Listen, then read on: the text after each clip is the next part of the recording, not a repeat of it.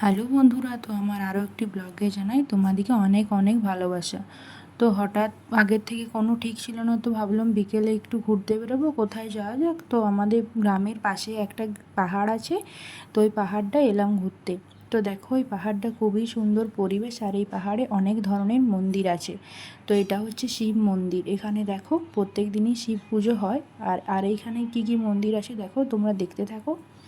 এই দেখো, আর এখানে আছে বজরংবলির মন্দির আছে, একটা বিষ্ণু মন্দির আছে, আর একটা হরি মন্দির আছে। তো এটা হচ্ছে একটা কৃষ্ণ রাধিকার মন্দির, তোমরা দেখে নাও।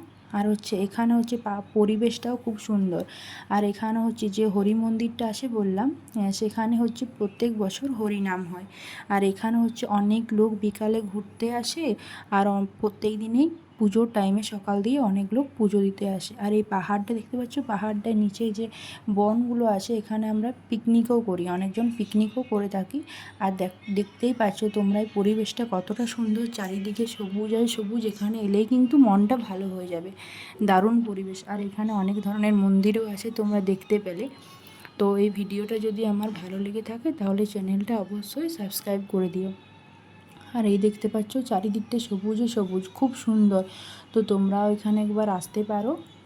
এই দেখো, এটাই হচ্ছে আমাদের যেটা বলেছিলাম হরি মন্দির, এটাই হচ্ছে প্রত্যেক বছর হরিনাম হয়।